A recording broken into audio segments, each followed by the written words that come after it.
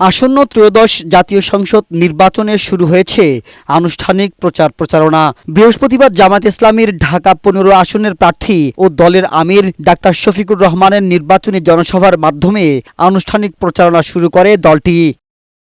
সমাবেশে ঢাকার বিভিন্ন আসনে জামাত সমর্থিত ১০ দলের প্রার্থীদের পরিচয় করিয়ে দেন দলের আমির ডাক্তার শফিকুর রহমান।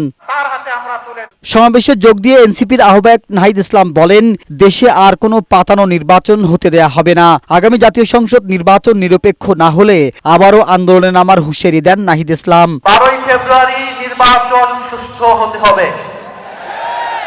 নির্বাচন সুষ্ঠু হওয়া ছাড়া এর কোনো বিকল্প নাই। অন্য কোনো প্ল্যান কাজে দিবে না। নির্বাচন সুষ্ঠু হওয়ার জন্য নির্বাচন কমিশনকে নিরপেক্ষ আচরণ করতে হবে। এ সময় প্রধান অতিথির বক্তব্যে জামাতের আমির বলেন, যারা নিজেদের দলের কর্মীকে চাঁদাবাজ লুটতরাজ থেকে বিরত রাখতে পারবে তারাই নতুন বাংলাদেশ গড়বে।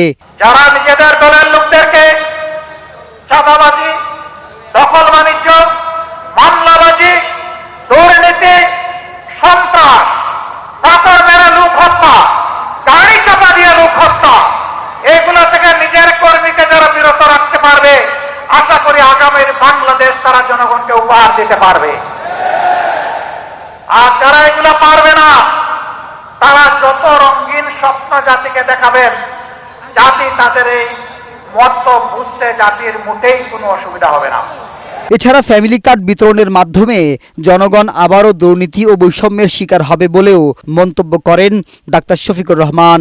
আমরা ওই ধরনের কোনো কার্ডের ওয়াদা দিচ্ছি না। কাল্পনিক কিছু মানুষের চরিত্র একে তাদের হাতে তুলে দেওয়া হবে,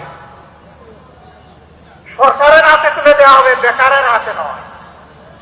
এই বৈষম্যগুলাকে আমরা দেখতে পাইনি। টাকা কোত্থেকে আসবে?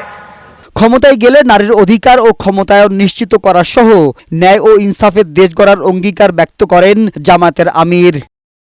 মাহবুব আজমি, বৈশাখী সংবাদ, ঢাকা।